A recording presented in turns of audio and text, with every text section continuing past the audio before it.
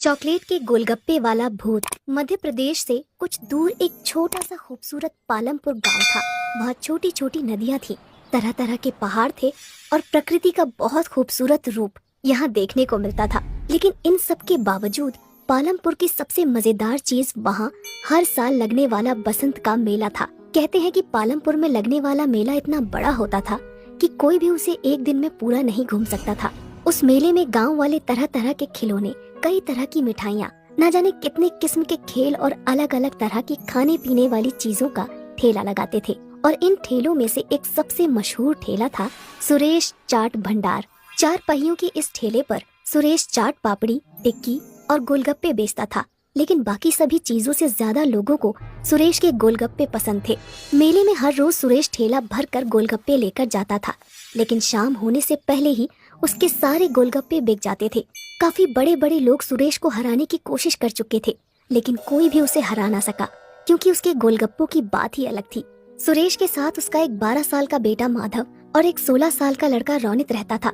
रोनित सुरेश का बेटा नहीं था, पर पिछले साल एक दुर्घटना में अपनी बीवी को खो देने के बाद सुरेश ने अपना हाथ बटाने के लिए रोनित को साथ रख लिया था। रोनित अनाथ था। मेले में सिर्फ एक दिन बाकी रह गया था। सुरेश और रोनित दोनों तैयारियों में लगे हुए थे। सुरेश जल्दी जल्दी गोलगप्पे तल रहा था, तभी उसकी नजर माधव पर जाती है, जो बने हुए गोलगप्पों के साथ कुछ कर रहा होता है। माधव बड़ा ही चंचल होता है। वो गोलगप्पों में कभी कुछ मिला देता तो कभी कुछ। माधव को देखकर सुरेश कहता है, अरे मेरे साइंटिस्ट अब क्या कर रहा है गोलगप्पों के साथ? 1 मिनट पापा। माधव ने गोलगप्पों में थोड़ी सी हल्दी, मिर्च और धनिया डाली, फिर उस पर दही डालकर कहने लगा, ये लो, ये बन गए चटपटे दही वाले गोलगप्पे। जब तू गोलगप्पे बेचेगा ना, तब ये सब नुस्खे अपनाना। अरे माधव पढ़ लिख कर गोलगप्पे क्यों बेचेगा? क्यों, क्या खराबी है? काम इंसान को छोटा बड़ा नहीं बनाता, बल्कि इंसान काम को छोटा बड़ा बनाता है। अच्छा, मतलब ये गोलगप्पों में मिर्च धनिया भरकर बड़ा इंसान बन जाएगा? क्या पता बन जाए।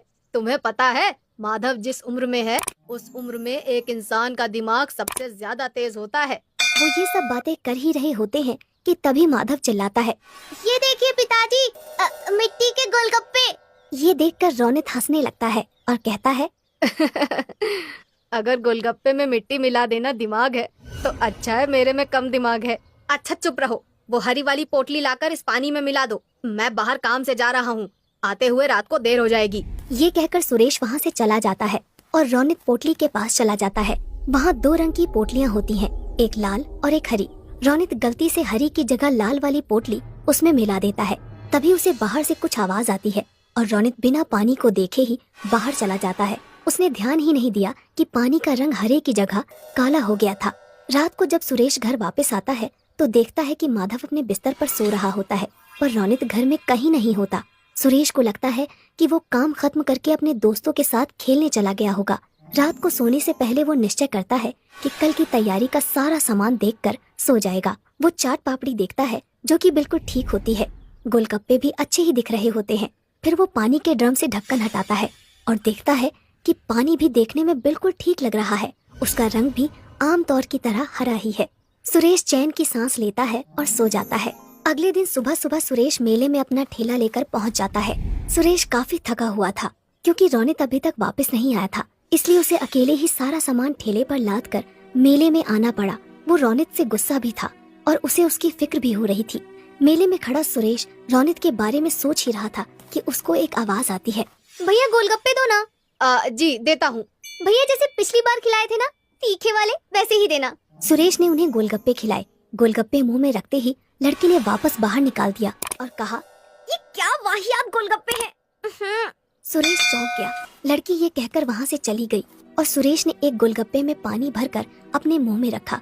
उसने फौरन उसे बाहर निकाल दिया, क्योंकि गोलगप्पे का स्वाद सचमुच बहुत खराब था। जल्द ही ये खबर पूरे मेले में फैल गई और कोई भी सुरेश से गोलगप्पे लेने नहीं आया। शाम तक एक भी गोलगप्पा नहीं बिका और परेशान होकर सुरेश वापस जाने लगा। वो अपना ठेला खींचता है और वापस जा रहा था कि उसने देखा कि मेले में एक नई दुकान लगी है, जहाँ काफी भीड़ है। उसने पास जाकर देखा तो एक नई कंपनी गोलगप्पे बेच रही थी और लोगों की भीड़ वो गोलगप्पे खा रही थी। सुरेश इधर उधर नजर दौड़ा ही रहा था कि उसने देखा कि गोलगप्पे रोनित बेच रहा था। सुरेश समझ गया कि ये वही कंपनी है जो सुरेश को काम पर रखना चाहती थी, पर सुरेश के मना कर देने पर उन्होंने रोनित को पटाकर उसका काम खराब कर दिया। सुरेश कुछ नहीं बोला, उसने अपना ठेला लिया और चलने लगा। उसे इस बात का दुख नहीं था कि उसके गोलगप्पे नहीं बिके, पर इस बात का ज्यादा दुख था कि जिस रोनित को उसने अपने बच्चे की तरह पाला, उसने उसे धोखा दे दिया। यही सोचते सोचते वो घर पहुंच गया। उसे देखते ही माधव बहुत खुश हुआ और बोला, पापा, आप इतनी जल्दी आ गए और सारे गोलगप्पे वापस क्यों ले आए? वो बेटा, पता है मुझे, आप इसलिए लाए ना ताकि मैं नए गोलगप्पे बना सकूं। सुरेश ने मुस्कुराकर कहा। हाँ हाँ बेटा, जाओ नए गोलगप्पे बनाओ। ये सुनकर माधव खुश हो गया और कुछ गोलगप्पे लेकर वहाँ से चला गया। सुरेश वहीं बैठकर सोचने लगा कि कैसे अपने गोलगप्पे बेचने का काम दोबारा से शुरू करे। वो ये सब सोच ही रहा होता है कि माधव अचानक उसके सामने आकर कहता है, पापा, आ करो। अरे क्यों? आ करो ना। सुरेश ने अपना मुंह खोला और माधव ने एक काला सा गोलगप्पा उसके मुंह में डाल दिया। ये क्या डाल दिया मेरे मुंह में? क्या मिलाया है तूने इसमें? चॉकलेट। अच्छा। ये गोलगप्पे खाकर सुरेश के दिमाग में एक आइडिया आया ही होता है कि तभी माधव कहता है, ये लो पापा, ये भी खाओ। सुरेश मुंह खोलता है, इसमें क्या मिलाया है तुमने? मिट्टी और लाल मिर्च। सुरेश हंसने लगता है और माधव को गले से लगा लेता है। फिर सुरेश पूरी रात अपने कमरे में कुछ करता रहता है। अगले दिन मेले में रोनित के गोलगप्पे बिक रहे होते हैं। तभी एक आवाज आती है, ये क्या खा रहे हो? वहाँ चलो सुरेश के पास, कुछ नए किस्म के गोलगप्पे आए हैं।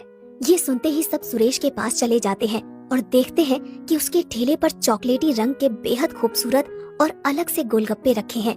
सब वो गोलगप्पे खाते हैं और सुरेश की बहुत तारीफ करते हैं। तभी रोनित वहाँ आता है और कहता है, तुमने ये कब बनाए? मेरे जिस बच्चे का तुम मजाक उड़ाते थे उसी का आइडिया है ये। ये किसके गोलगप्पे हैं? चॉकलेट के। अच्छा, मैंने तुम पर बहुत भरोसा किया था रोनित, पर तुमने वो तोड़ दिया। रोनित कुछ कहने ही वाला होता है कि अचानक भीड़ से आवाज आती है, और गोलगप्पे दो भैया। अरे भैया, और गोलगप्पे तो खिलाओ। अरे बिल्कुल बिल्कुल, अभी खिलाता हूँ मैं। ये कहकर सुरेश गोलगप्पे बेचने लग जाता है और दोबारा पालमपुर के बसंत के मेले का सबसे मशहूर गोलगप्पे वाला बन जाता है, चॉकलेट के गोलगप्पे वाला।